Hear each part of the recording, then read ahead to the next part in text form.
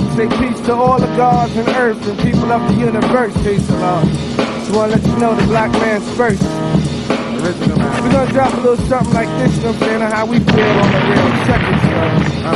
Who tells you when to work? The devil. Who tells you when you get a day off? The devil. Well, who gives you your pay? The damn devil. And who takes it away? The devil.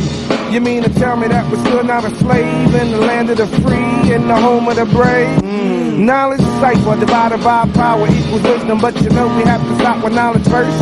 Divine evils were dispersed and the hearse situation that we in. Some people saying that we're cursed. The lack of the knowledge of ourselves makes it worse. Science that we drop makes the average head burst. So do the knowledge on the very next verse.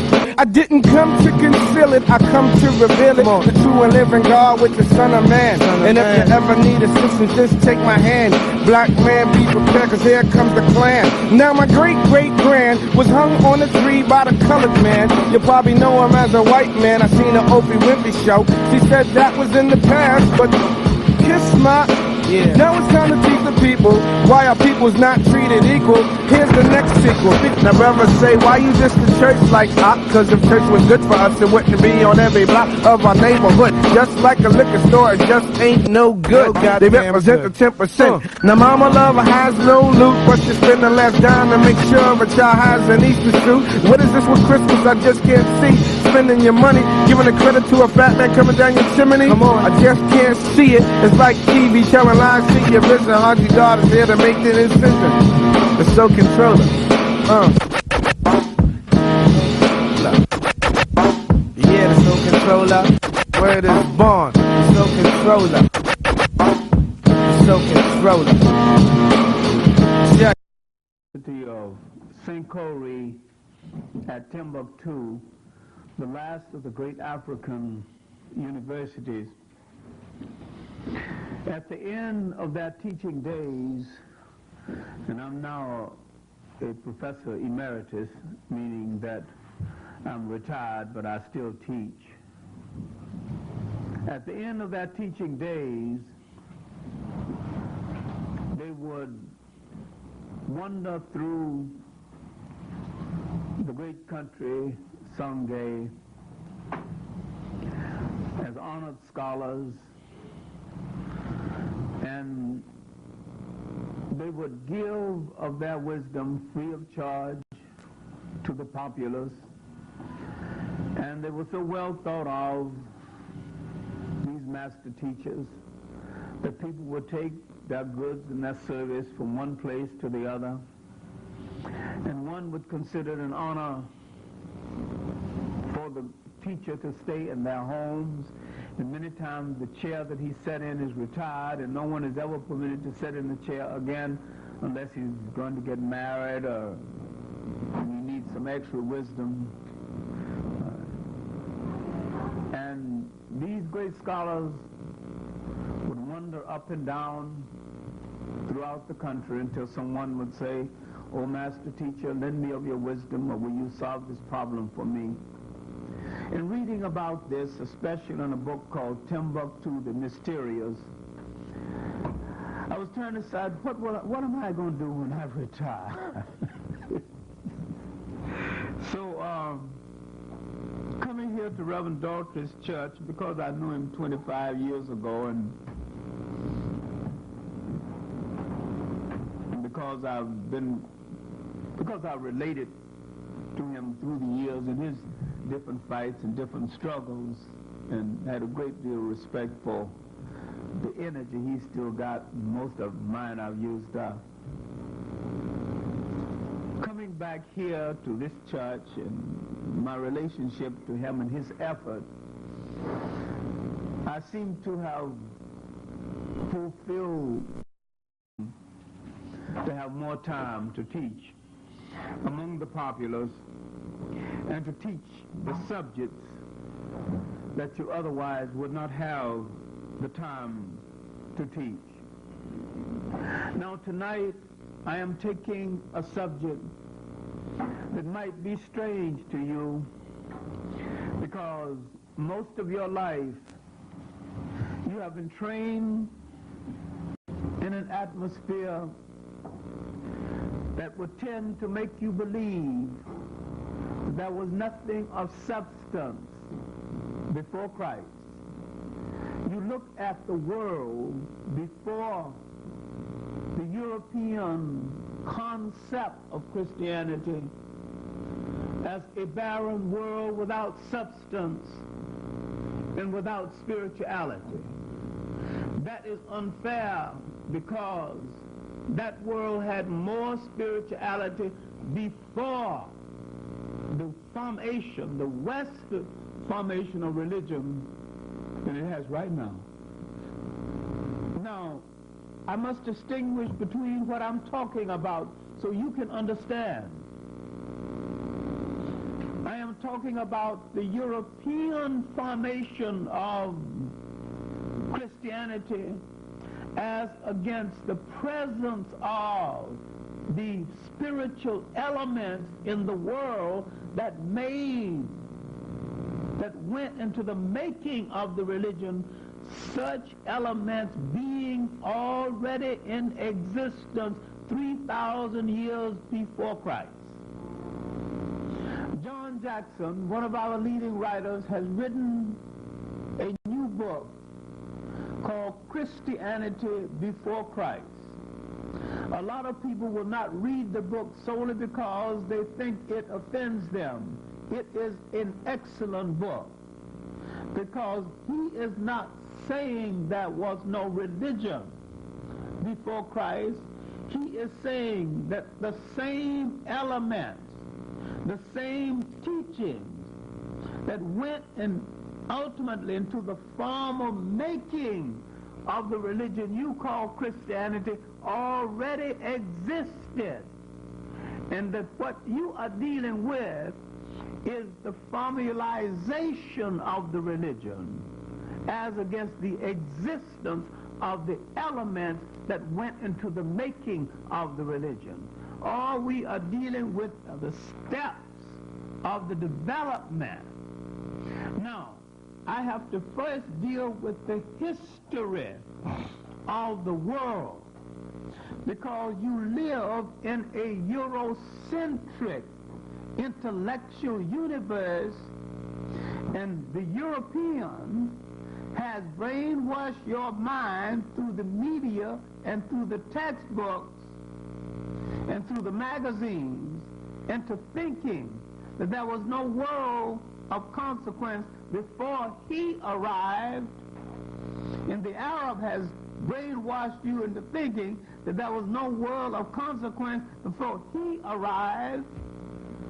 Now, I want to point to the world that you created before either one of them arrived, that was better than any world that existed after they arrived with their disruptive elements. And I want to show you how to separate Islam from Arabism and how to separate Christianity from Christendom. Christianity is a religion. Christendom is a European political instrument.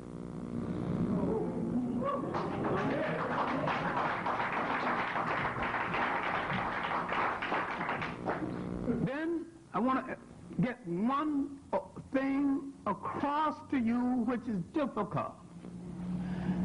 That there's a certain kind of cold, brutal mentality in all Europeans, of all persuasions, of all colors, of all politics, that you have to understand.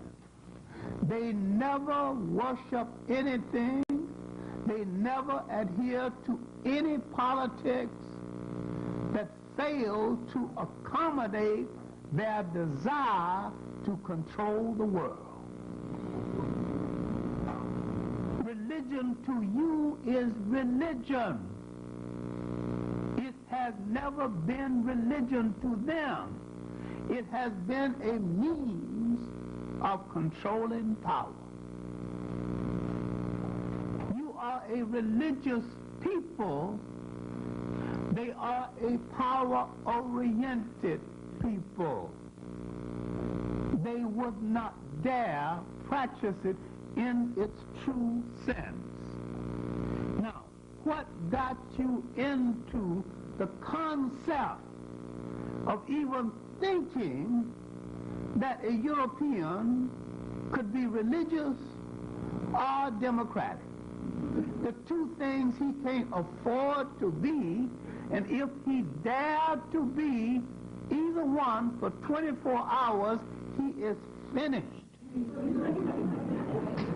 He can't afford to be there because he will have to admit that you started the humane values that control the world, and that everything of consequence in the world started outside of Europe. This is why he must leave Europe and find things of substance in Africa and say, we started this. All right, let's see if we can use some logic. For most of the existence of Europe, Europe was an ice cap.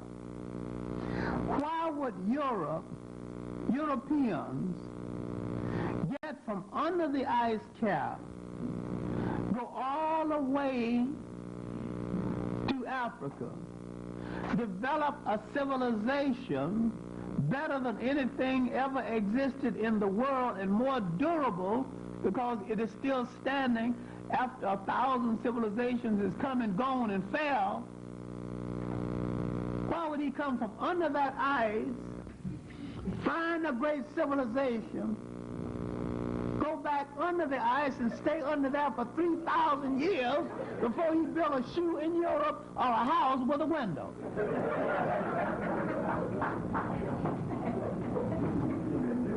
Then he would come and claim something that he had nothing to do with.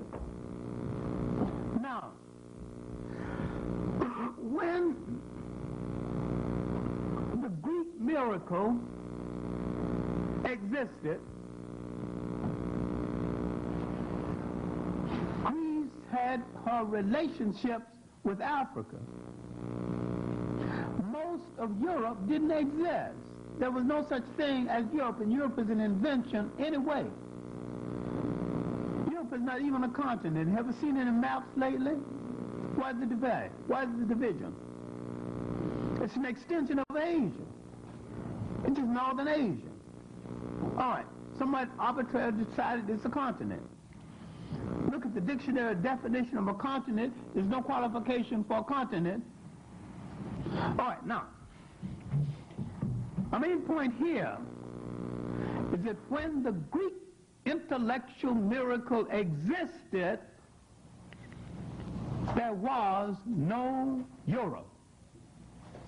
Not a single country in Europe existed. There was no Russia, no England, no Scandinavia. None of the countries in Europe existed. And yet every Scandinavian schoolboy, Russian schoolboy, English schoolboy can claim Greece as part of his intellectual heritage. When the Egyptian intellectual miracle existed, it existed in a valley 4,000 miles long, extending into Africa, and at least 16 African countries existed then under different names, but they did exist. And the people who would later be the major population of the country called Egypt, that the Greeks called Egypt, did exist. And they had no relationship with any other people in the world except African people. And there's no way the early people called Egyptians could have been anything other than African people, in as much as they had no relationship with any other people. Now, 3,000 years would pass who the people of Western Asia would have a relationship with them, and when they began to have a relationship, that relationship was bad. Nobody ever did African people any favor. Everybody ever came into Africa, came in to take something.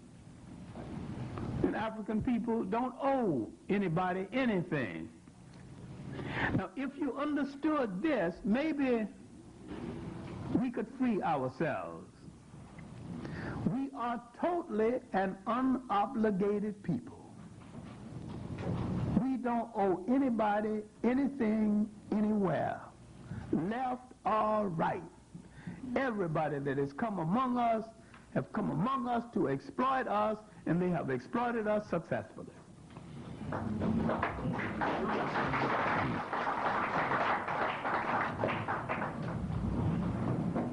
Now, let us begin at the beginning, because African people stood alone at the beginning of the world and started humanity, and started a thing as basic as tool making, as basic as making a bucket, a basket,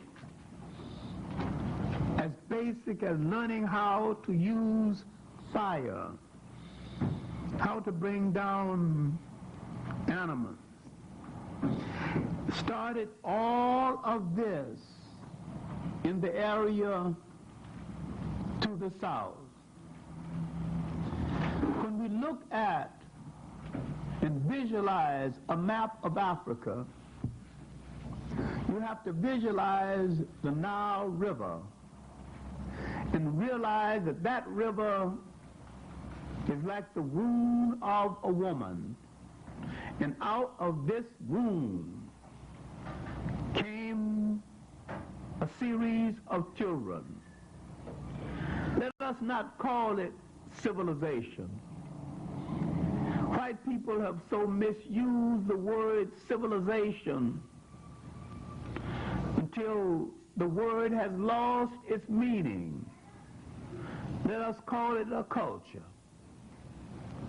Came a series of cultures that developed and moved down that river, a great cultural highway, to establish a way of life and to create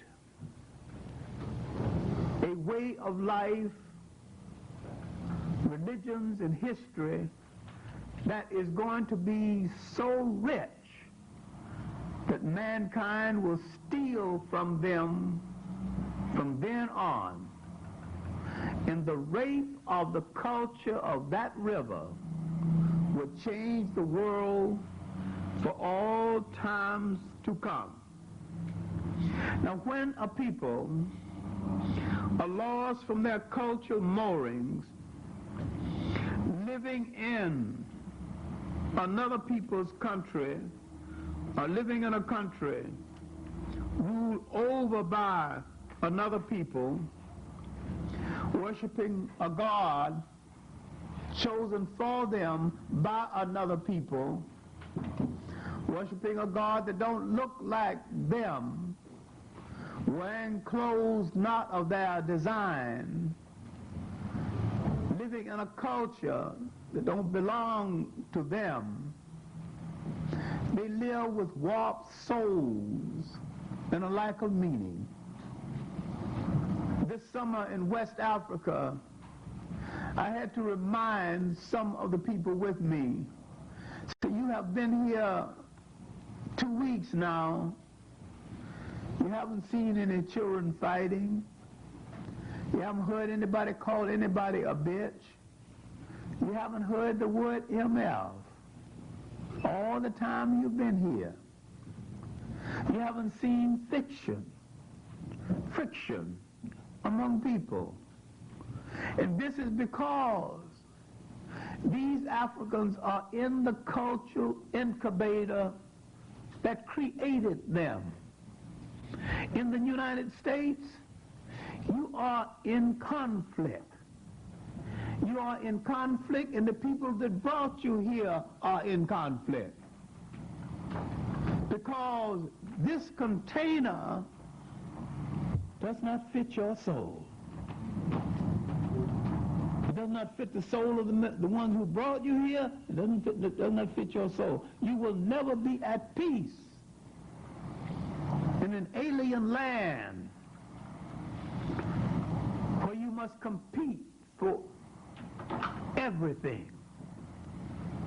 You must compete for your bread, must compete for your apartment, must compete for your man, must compete for your woman, compete for your water, everything. You've got to compete with somebody for. Nothing comes automatically. Nothing is built into the culture itself.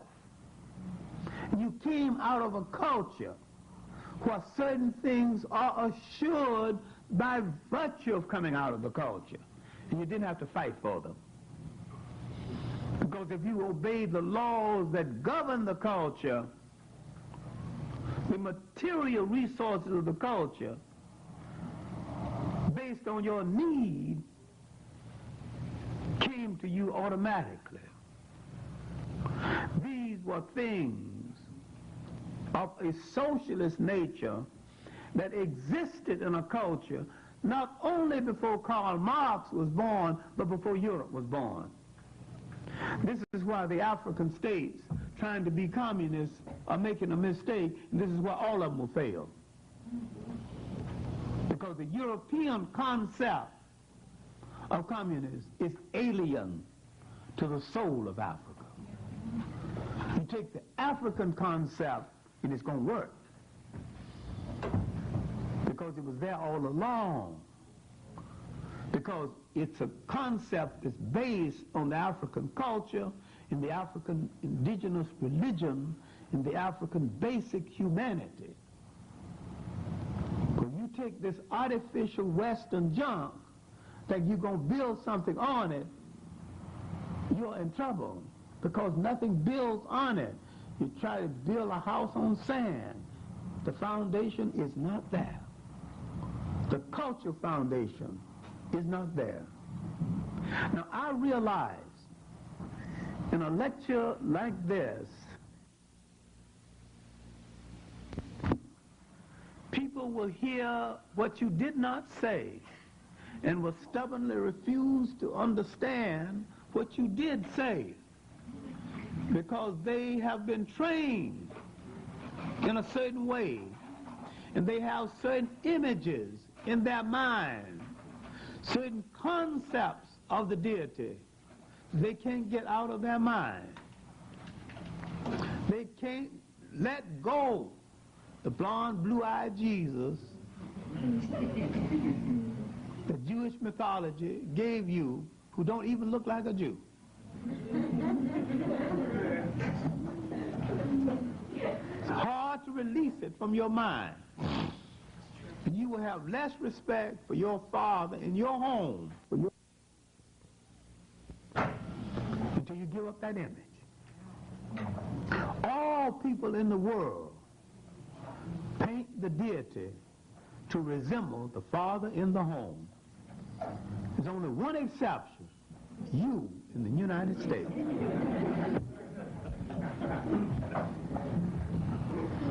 All people in the world paint the deity to resemble the father in the home. The father figure in the image of the deity is always the same in every culture in the world. You living in a brainwashed culture, or been brainwashed by a culture, cannot let go. All right, now, let's go back. What I'm trying to say, and what I'm trying to do, is not to disturb your religion at all. I'm trying to restore a concept of history and a concept of religion to let you know that what you have been worshiping, if you worship Judaism, Christianity, or Islam, as devised, if you worship Islam as devised by the Arabs, Christianity as devised by the Europeans, Judaism as devised by the Jews, you are worshiping up a carbon copy of the original. I want to give you a picture of the original religion before someone tampered with it, changed it around, and made it the deification of their culture and their power desires. To the Western mind, religion is the deification of his culture and his desire for power. The Arabs made Islam a rationale for the slave trade.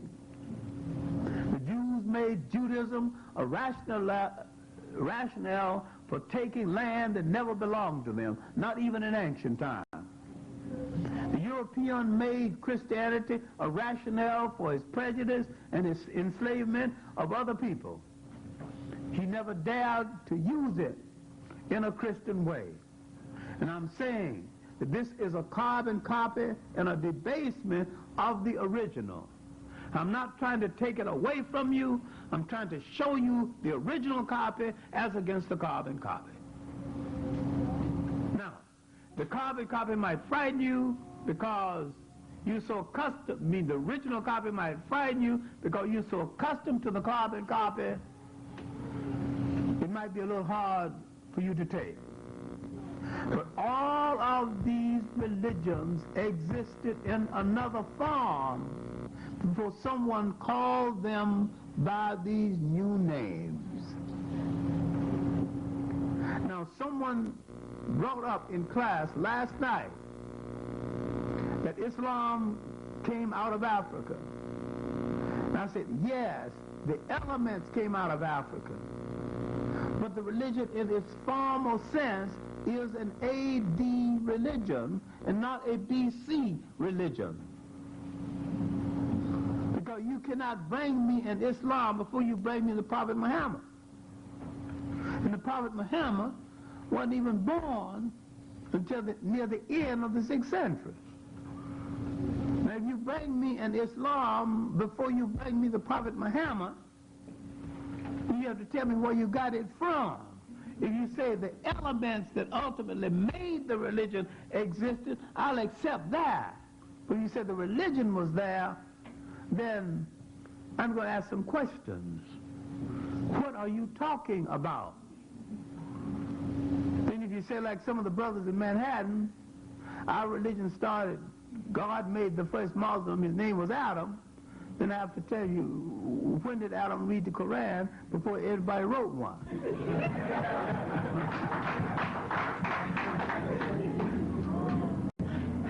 Everybody thinks his religion was there forever, and it is not necessary for your religion to have been there always to be true to you or good for you if you decide that it was good for you. Now, what we have to do is to look at the world before any of these religions came into being in a formal sense, when they existed in an informal sense in their teaching, in the elements that later went into their making existed, but the religion in their formal sense did not exist. And look at now you have to look at the making of the elements in the Nile Valley, the making of the great religions and the great spirituality of African people, when African people had no one in the world to depend on but themselves. You are looking at African people all by themselves. There are no Asians. Europe don't exist. There are nobody involved in this great intellectual show but African people. It is hard for you to conceive that there was a time when you did not ask anybody to do anything, and there was nobody around to show you anything, and you did the greatest thing you have ever done on the earth, and you did things so great that the world is still trying to copy it and trying to learn what it was.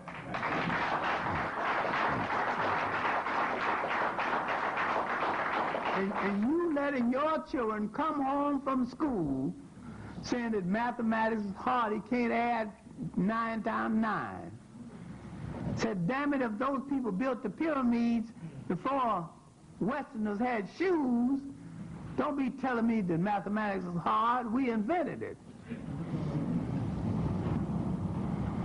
And what happened to you is that someone made you lose your confidence in yourself. This is how the European rules the world, by making people lose their confidence in themselves. And once we restore our confidence in ourselves, we're going to first take over ourselves, then we're going to take over the world that we need to control, the big continent of Africa.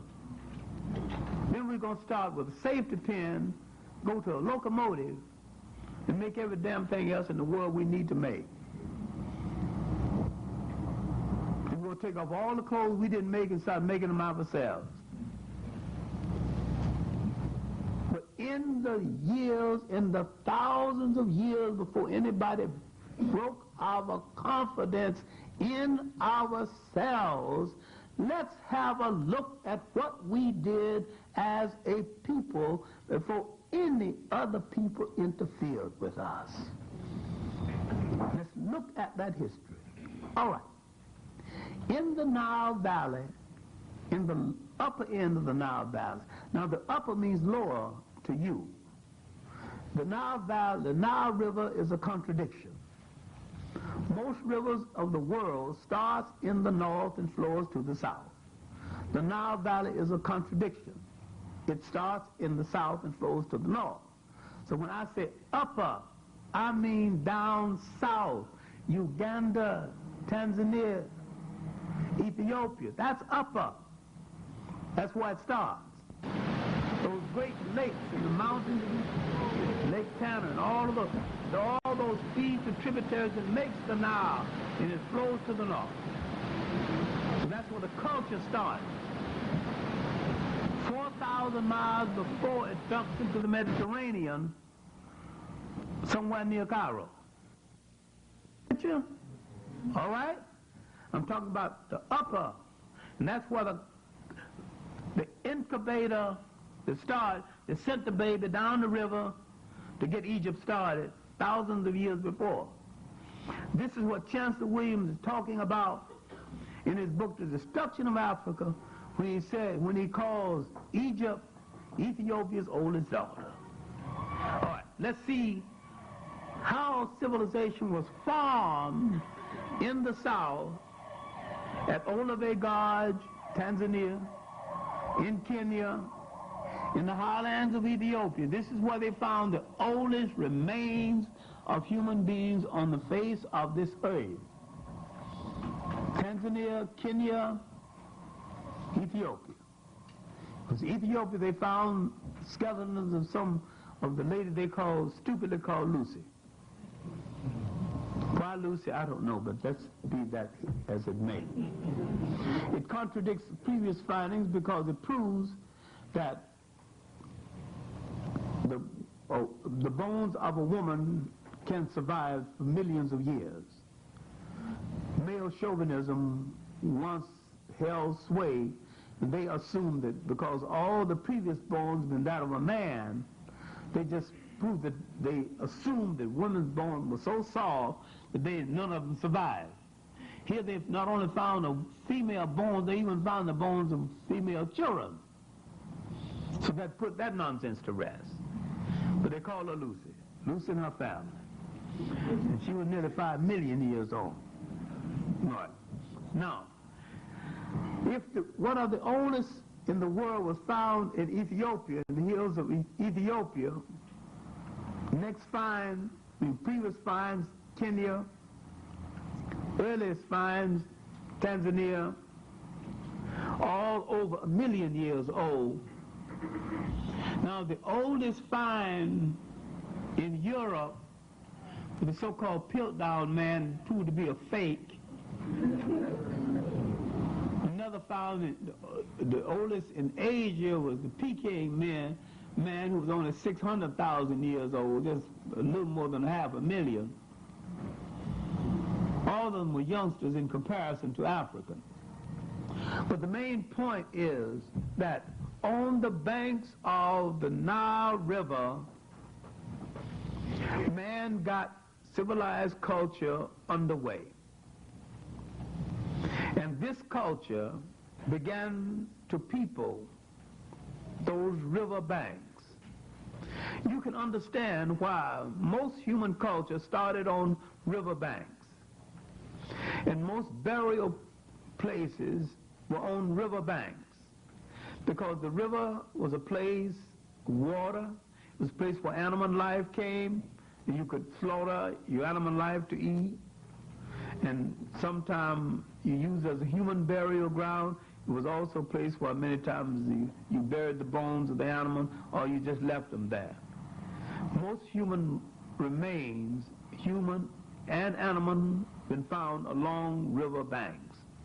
Some of the rivers have dried up, and they're called wadis. These are rivers that no longer have water. This is why the great archaeological digs are along river banks, especially indentations in the earth where rivers used to be.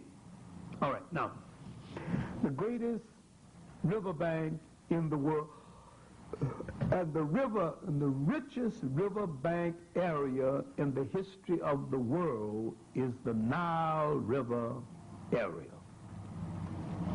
Now, the rich earth coming down from Ethiopia started that river to overflow. It started erratic at first. Then finally it began to overflow at a regular basis. And when it began to overthrow at a regular basis, man knew exactly when to get out of the way, when to come back, and to plant in the rich black soil along the river banks. Now you have the world's first agriculture. You have the first nation that can engage in massive feeding. You've got the first supply of durable food, storable food. And what is this storable food? Dried beans. No refrigeration. Keep them at a certain temperature, they'll stay indefinitely. Now you've got a nation with enough food supply to attract large numbers of people. And if you go to Egypt and see the temples, the pyramids, and the Sphinx, look at the ground. They're nearly always on high ground. So in the period when the Nile overflowed to deposit its richness on the banks, during that period was the period when they built the pyramids and the Sphinx in the great temples. Now, a whole lot of mythology about these monuments being built by slave labor is pure nonsense. Slave labor has never been that efficient. These monuments are built so well, some have been there 5,000 years. And that stone was laid together without any cement, any bonding agent. And the stone was laid so unique that you can't even sandwich a playing card in between the seams after 5,000 years. Slaves are not that efficient. What the hell does a slave care one way or the other, whether things done well or not?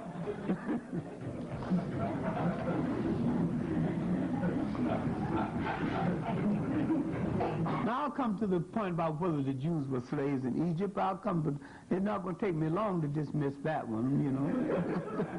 I ain't going to waste too much time on that one. But now, let's see the development. Now, When you meet the people later called Egyptians, remember the Egyptians never called that country Egypt. This is a Greek name. They call it Tamari. They call it Sais. They call it a number of names, but never Egypt. The ancient Hebrews call it Miriam, Mizraim, but never Egypt. The Greeks call it Egyptus, and it later became Egypt. The Greeks were great namers. The Romans were great renamers. They weren't very smart. Not very smart today.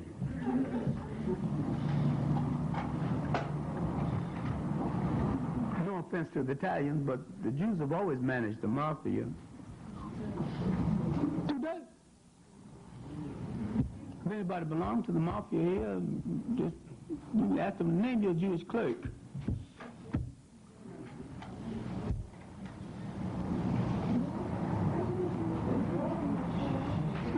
Italians manage the mafia? You think they're that smart? Come on. All right, let's go on with the lecture. Now, we're talking about a period in Egyptian history called the pre-dynastic period. And we're trying to explain something which a lot of teachers go over without explanation. Why is it that the Egyptians had no Stone Age period? They moved down the river with a civilization already full grown. No formative period. They had their development in the south. When they moved from the upper to the lower, to the period, to the place called Egypt, the question about the formativeness, early civilization, was settled. Now, what now must they settle? Pre-dynastic. Pre-dynastic means, first place, what is a dynasty? A dynasty is nothing but a family. Pre-dynastic means this is the period before they decide which family is going to be in charge. And once they decide which family is coming to power and how they're coming to power, they start the dynastic period. And now they're on the way. In that first dynastic period, about 5,000 years ago, would bring to power a king called Minos in the north, called Numa by the southerners. He must have been a king of some substance, otherwise they would not have built an entire city in his honor called Memphis, not Tennessee, Memphis in Africa, long before America. Now, the second dynasty wasn't impressive, but it was a holding dynasty. I mean, things didn't get worse, didn't get better, didn't get worse. That's what you mean, a holding dynasty. But when we come to the third dynasty, 2800 BC, now we have to pause. Now we've got to slow down. This is one of the great dynasties in history, not because it was just a dynasty, but because of the certain personality that emerged during that dynasty that influenced the world of today. The king was Zusa. The personality that was his grand vizier, our prime minister, was a multi-genius named Imhotep. A man so talented that his talent would influence the world of that day, and it is still influencing the world of this day. He built the step pyramid. He was a doctor. He was the real father of medicine. He was a philosopher. started the gathering of the intellects that later resulted in the establishment of the mystery school in the Great Lodge at Luxor. This is the embryo of what's going to be the world's first university. He lived 2,000 years before the Greek, who's called the father of medicine, and he was the real father of medicine. And Hippocrates, who's supposed to be the father of medicine, said that I am the child of Imhotep. And when I asked black doctors to stop this nonsense about the Hippocrates oath and change it to the Imhotep oath, they thought I was crazy. When I asked that one of the pavilions in Harlem Hospital be called the Imhotep Pavilion. His grave was excavated about 20 years ago by Professor William Emery of London. Now we have not only information on him, we have his actual medical tools in existence. And no question about who he was.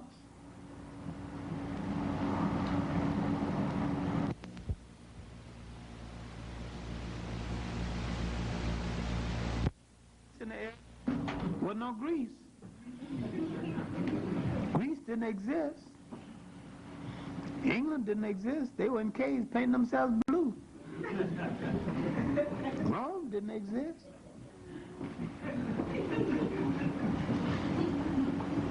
We're talking about a time there wasn't no Europe. And we're talking about a time before Africa was invaded by the Asians. The first trouble in Africa came from the Asians. All right. That third dynasty, the Builders dynasty, the step pyramid would set in motion the concept of massive building, massive temple building. Now man began to build houses with more than one story, because that's what the step pyramid looked like, a house built on top of a house. Now the concept of building changed after Imhotep. Now, history would take a great leap forward, not only materially, but intellectually. The next 6 dynasties will be the dynasties of the building of the great pyramids, the Sphinx. The next 2,000 years would be the foundation years for mankind. The Africans would bring into being the basic foundation that man would later call civilization. And he would develop so much in that Nile Valley that man be still copying from. He would develop the laws of object. He would develop religion that says, if you got a God, you got to have a goddess. All right, now we're into something now which you in the West have lost and never conceived. I mean, if you got a male, you got to have a female counterpart. That was a part of the total culture. We're into the matrilineal at an early age in history. That the lineage comes down through the female side of the family. So respect for the female was built into the structure of the society itself. Something the European woman never had and do not have to this day. Her respect was not something she had to grow up and demand.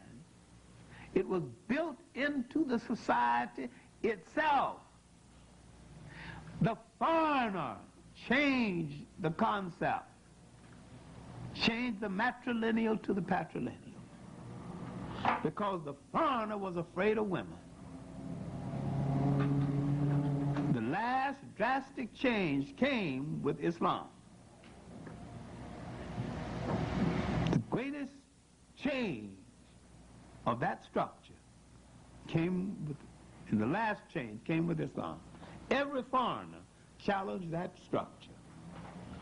And yet, today, most African societies have a matrilineal system of inheritance as against the patrilineal, meaning that the line of descent comes down to the female side of the family as against the male side of the family.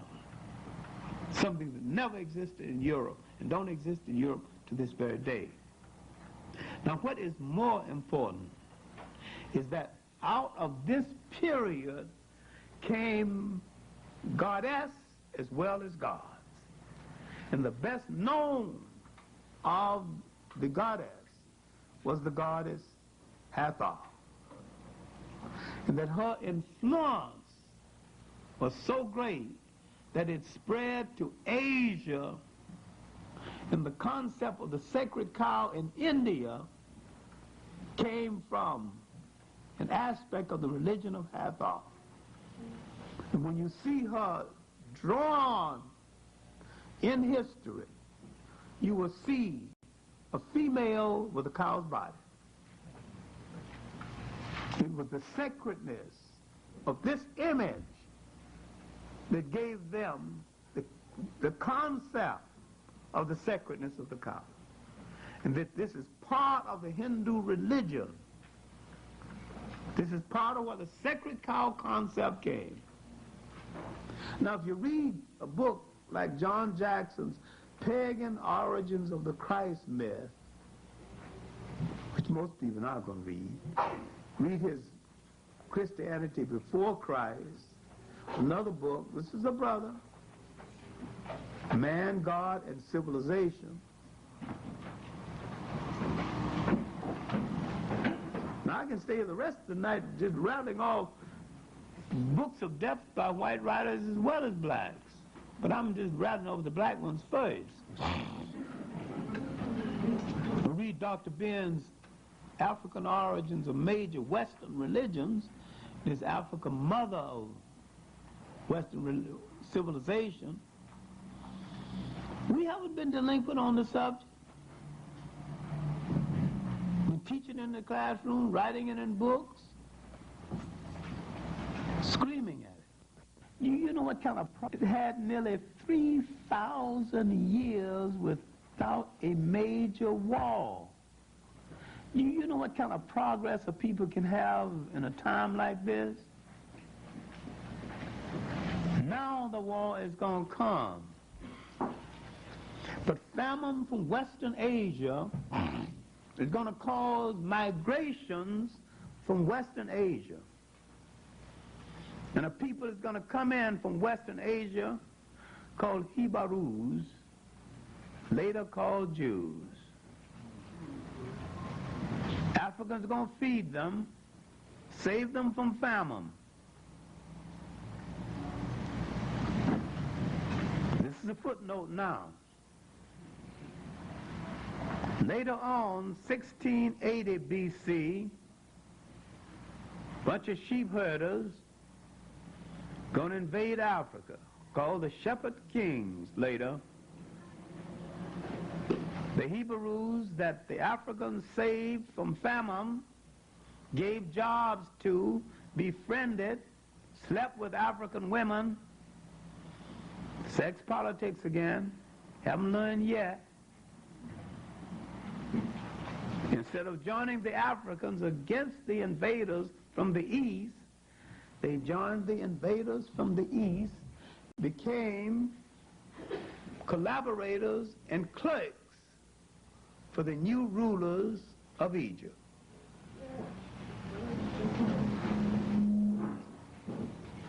Now you think if Jesse Jackson knew this, he would apologize for using the word army?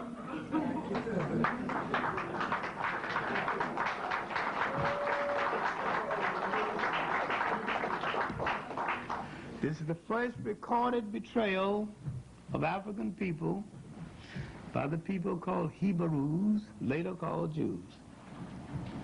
Okay? I'm saying you never had any friends, you haven't got any now. If you want any, look in the mirror.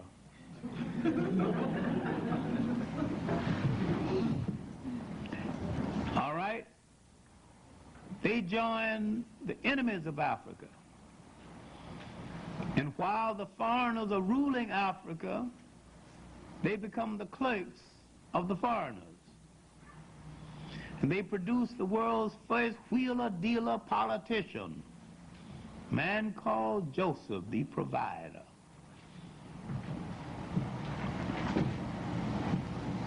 Then, as the Bible said, Joseph dies, Joseph's people dies, then a king arose who knew not Joseph.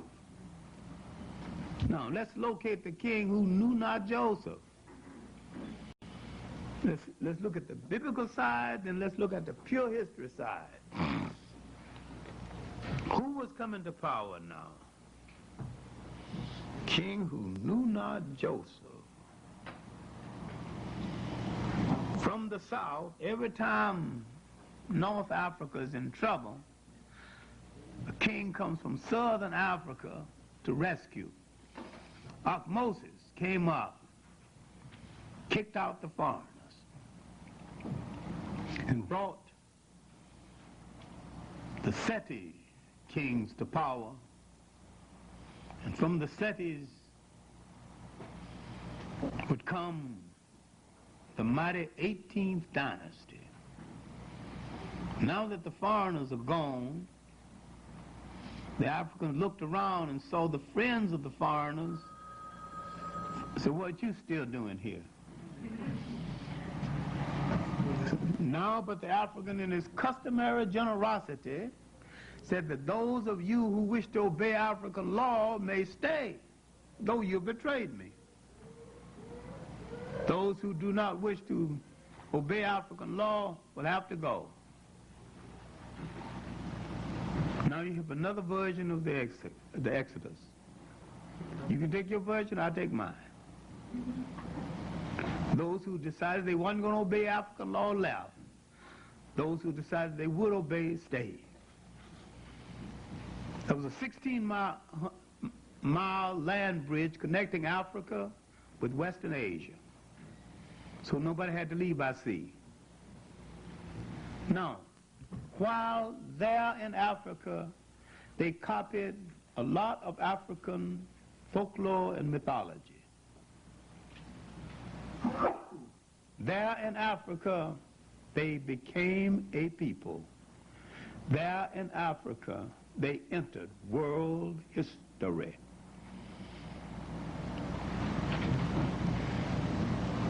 They copied the negative confessions.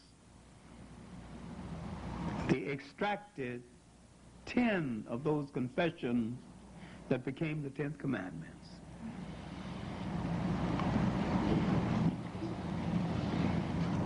An Egyptian prince who grew up in the house, the royal family,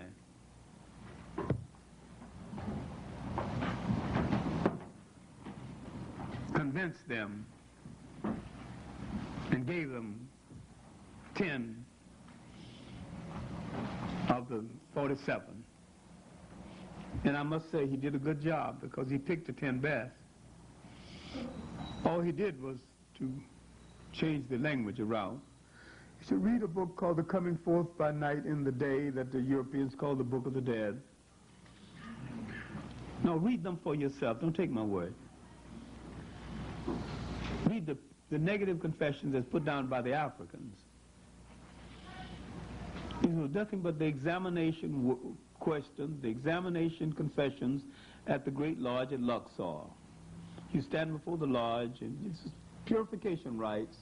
I have not been guilty of murder. I have not been guilty of violating my neighbor's wife. I have not been guilty of thus and so. Or you, after the end of your teaching, you are telling your teachers that you are good enough to continue to pursue your studies at this great lodge. You're saying that I have not been guilty of thus and so. You know, he just changed the language around and said, I shall not. And you can pick up the 47 and you can find out exactly where he took the 10 from. I must say he did an excellent job of extraction. All right, now, be that as it may, the Bible gives him one Ethiopian wife. My research gives him 3. We call this a taste for chocolate, and we'll just go along with it. But that's all right. We still got that taste in spite of the color purple. That taste is still prevailing. Now, you came out of a society that where there's no historical record of any man striking a woman. But in another time, we will discuss where did the woman strikers came from in this society among us, and how do we develop the habit here if we didn't have it over there. That's another lecture, a lecture for a sociologist other than a historian. But what we're trying to get at now is that there was a recovery of sovereignty. The foreigners are gone. Now we have another 1,000 years of comparative peace. Now the long summary. The 18th dynasty, one of the greatest dynasties ever to sit on any throne of any country at any time in the history of the world. This is the dynasty that finished driving out the last of the foreigners. At the top of the dynasty, a family, Thutmose or Thutmosis. Thutmosis the first, wounded in the fight against the foreigners. That's the father. His son, the second, married to his daughter, Hatshepsut. But he has confidence in the daughter and says that after he's gone, the daughter will be Pharaoh, not queen, and she shall be treated as a Pharaoh and given the respect of a Pharaoh. They hears him say this, but they don't believe it and have no intention of giving her that respect. You have to understand marriage. When people marry their sisters in ancient Egypt, they do not cohabit with them. This is merely to keep the royal lineage within the family. That brother didn't treat her well. She bided her time. Then the third brother, Thutmose the third, when it came his time, he tried to push her aside. And thanks to history, she had enough strength to put him aside. And she became not queen, but Pharaoh of Egypt. And sometime to prove her point, she wore a false beard, disguised as a man. Not disguised as a man, but taking on some of the trappings of a man. And sometimes she sculptured that way. She did not have to fight many wars. She went over in the east and spanked those people, let them know who was the boss of Egypt. She went down south and let those people know that, look, I'm your relative, so you shouldn't be, I don't want no trouble from you. She didn't get any. Further to the south, she let them know that they were relatives. She started what might be the diplomatic corps, sending emissaries down the coast and sending eventually to Egypt, to Kingdom of Kameh that later became India, and to China. And that relationship lasted for 1,000 years. She built her famous temple that's still there, one of the most beautiful temples in the world. Built it so well she could have a regiment of 3,000 soldiers in her basement. If any trouble started, she could walk to a certain part of the room and stomp her feet, and people would be at her assistance almost over in a minute. wise and brilliant woman, the first great female ruler of history that we have a record of. She came out of the 18th dynasty.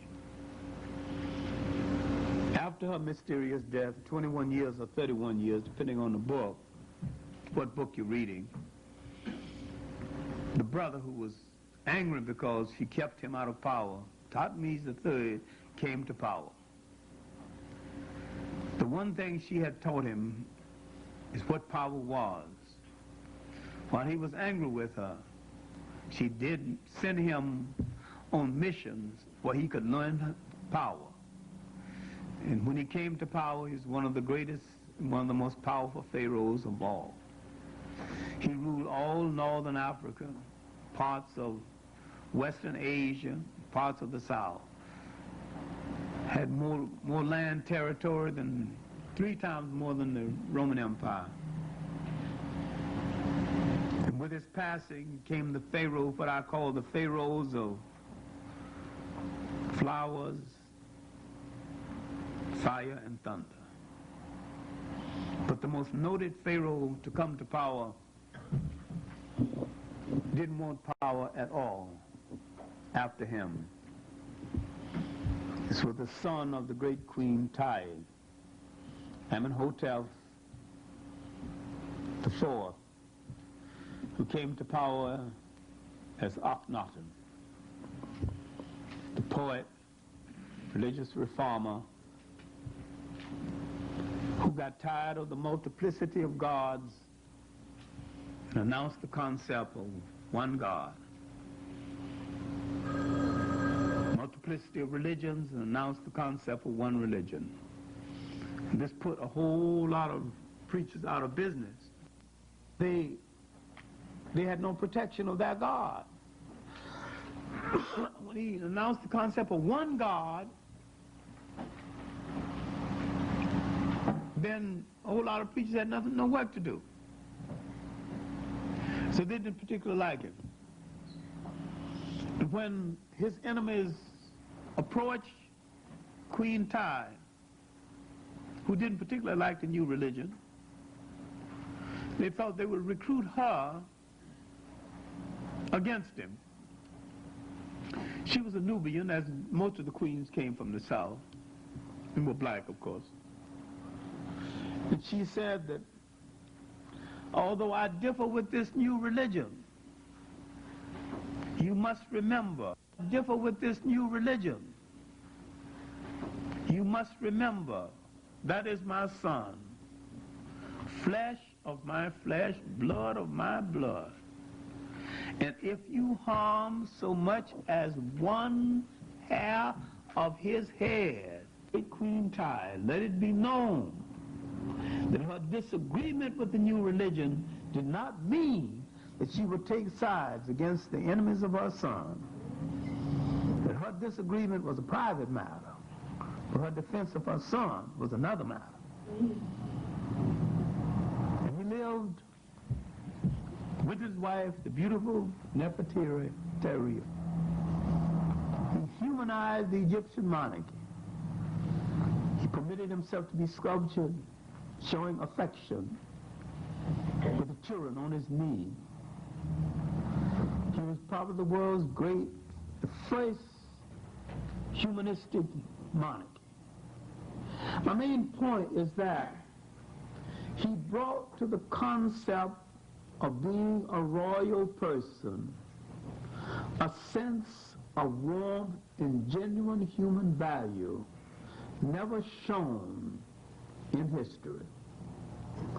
And he opened the door for the boy king who had married one of his daughters, known as Tutankhamun or King Tut, who came at the close of the 18th dynasty. Now, what I'm talking about is the end of a great period in human history. At the close of the 18th dynasty, a period of great religious reform. Now we would have still another great dynasty, the dynasty of the Ramesses. And this dynasty would be the last great dynasty in Egypt and in the Nile Valley. The last purely African in every way.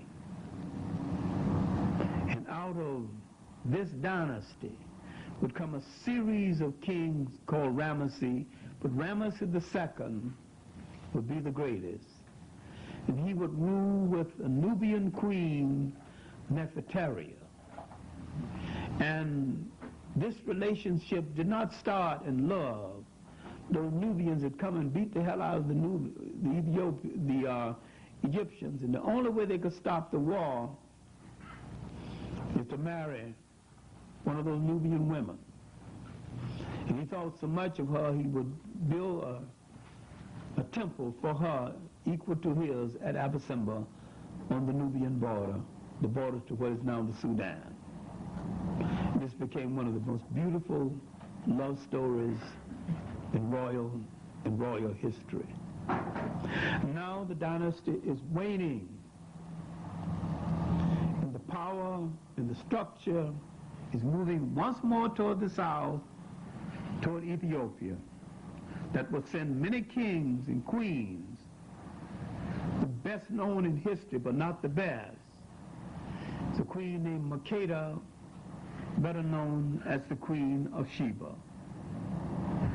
Now, the story of the Queen of Sheba and Solomon is too well known, and most of it is a fake anyway.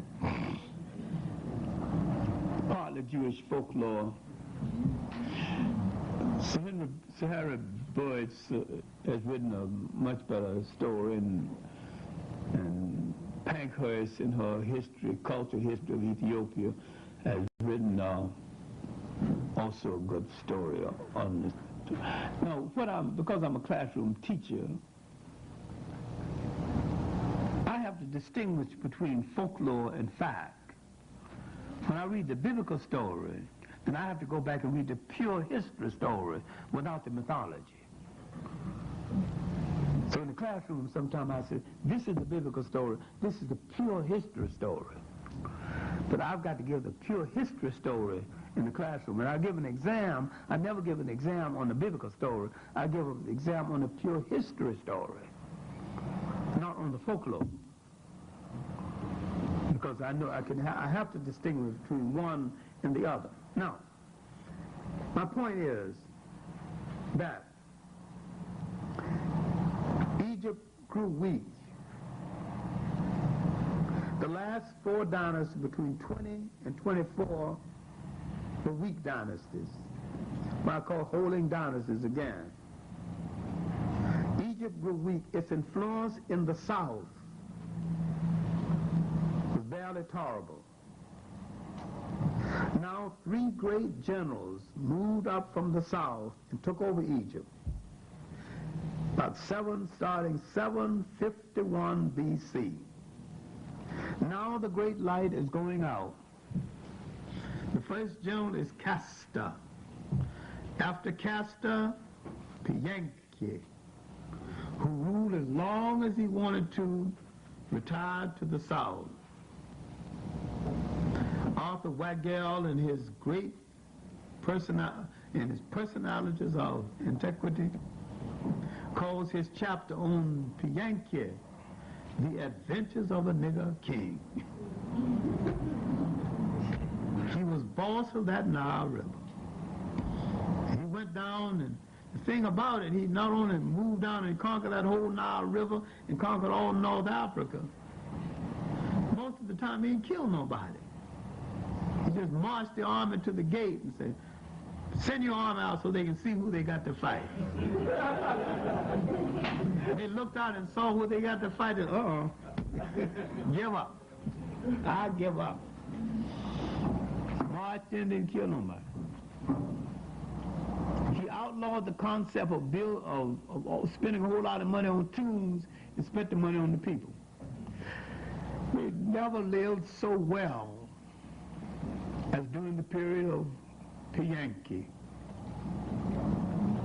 After Piyanki, the last of the great African land conquerors to come from the south, Tahaka, conquered all North Africa, all Western Asia, called the Middle East. The first king to wear the double crown, indicating that he was the master of the lower and the upper Nile. Africa's walk in the sun was supreme. This was the finale. Now, you can say it fell, but remember, it lasted over 5,000 years and fell. That's a long time. And after it fell, for 6 more dynasties. These were the dynasties of the bastards. Mixed Greek, mixed Roman, mixed everything. Sellouts. Alexander would come, marry so many of his Greek generals into Egyptians. They would start fighting among each other. And they would, these silly Europeans did not understand when you marry your sister, you didn't go to bed with her. They started going to bed with her. Didn't understand the custom, didn't understand the culture. Then began to murder each other. And Cleopatra, we won't get into this too deeply because Cleopatra was actually married to Caesar, and she was actually married to Mark Antony, because the only way you could wield power in that day, you had to be married to into the royal family. Caesar had a Roman wife, and Mark Antony had a Roman wife.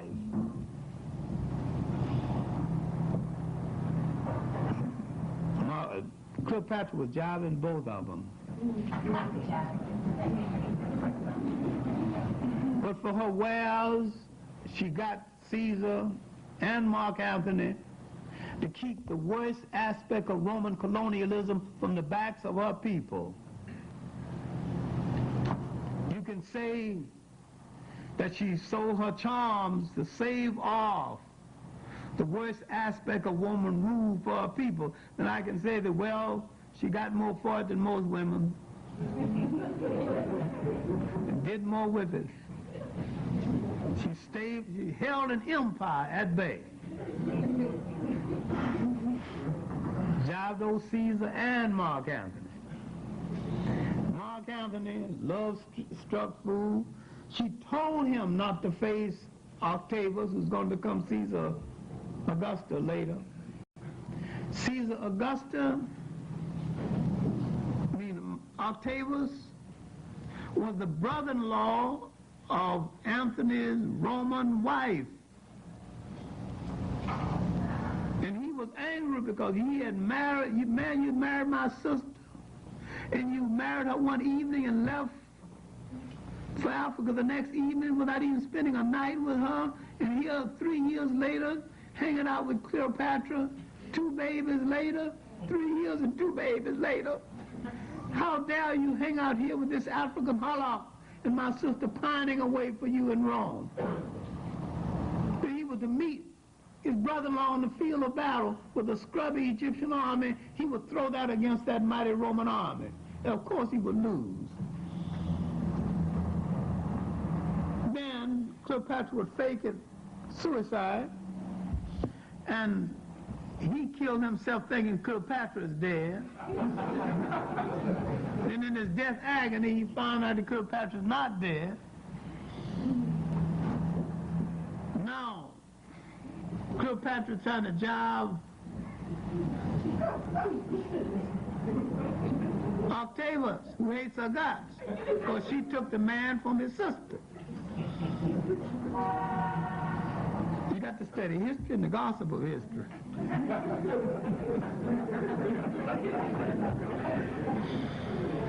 All right, now, Octavius reduces Egypt to the status of a colony. All the privileges Egypt has gotten under Cleopatra has gotten from Caesar and Mark Antony has been taken away. Now, can you see Cleopatra as a politician, not as a sex pot? Can you see her without Hollywood maneuvering those two men to save her country? However,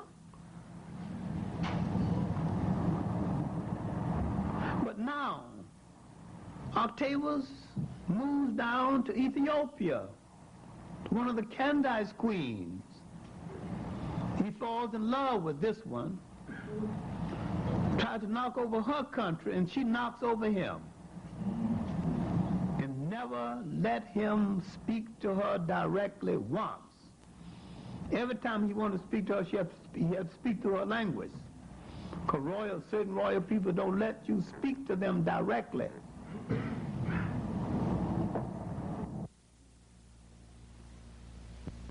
Mooned and Juned around Ethiopia for months. Gave her a fleet of battleships for her birthday. The answer was still no. According to the Kibonigas, he said, if thou wilt not let me kiss thy feet, thou lips, without let me kiss thy feet. Kiss the feet and sail home. Answer was still no. Now, Rome at last had Egypt. Now Rome is cutting off the Greek traffic between Egypt and Greece. Cleopatra couldn't possibly have been Greek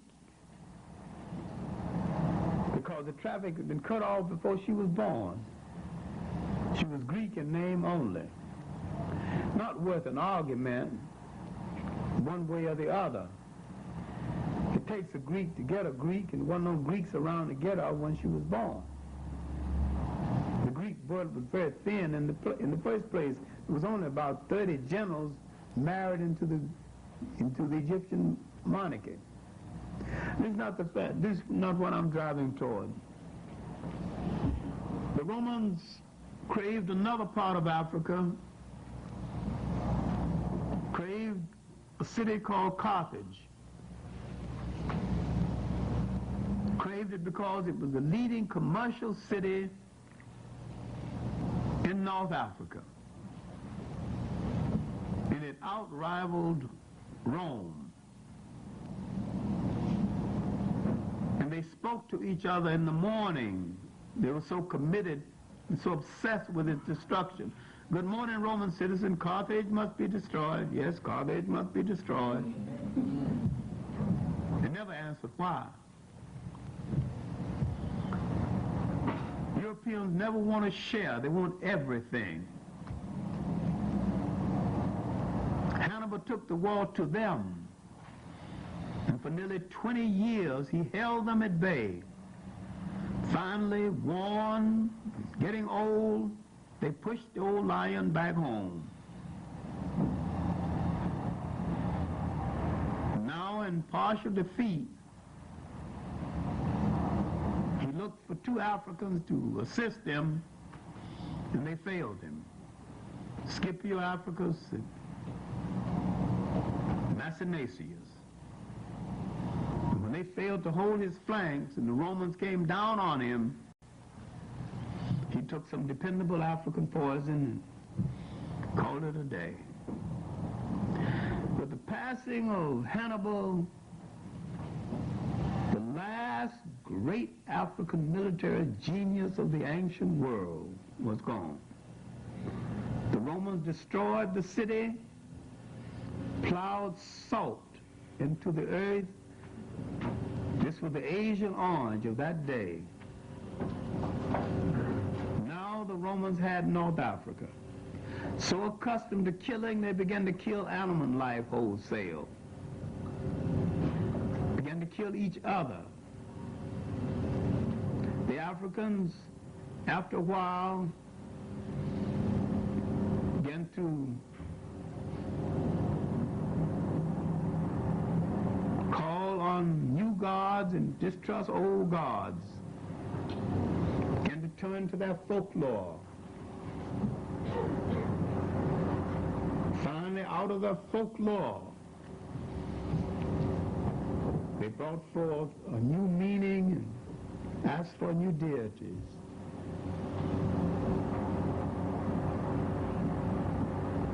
But on the eve of this happening, the Romans were making jokes of their weakness because they were worshiping gods that breathed fire and glorified murder.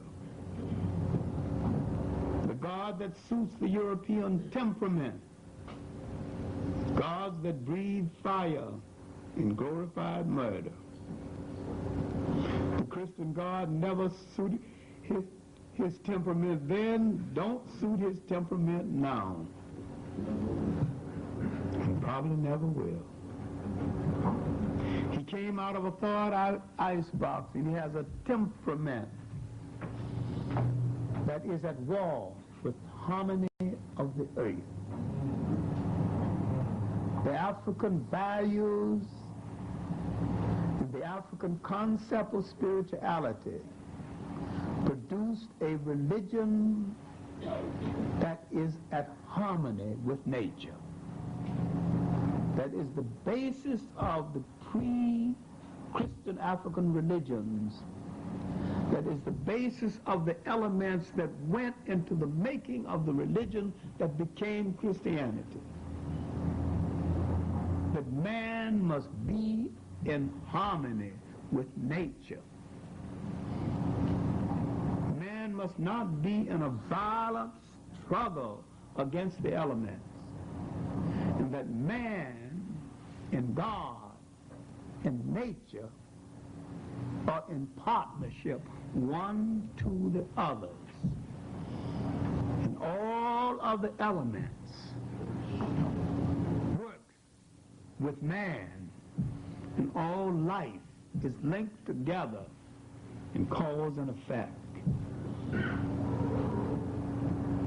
a harmonious chain, there was no death, but a continuation of life.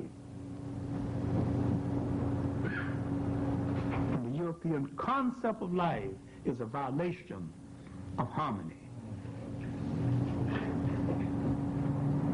When you look at Russia and the United States, look at their struggle to control the world, it makes no sense.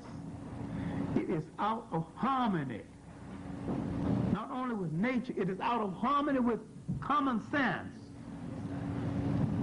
It is a violation of nature to poison the air, to endanger babies. Nature gave you fresh air to breathe.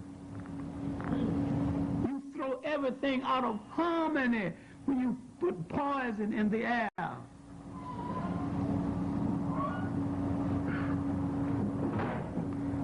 Nature and God being one and the same,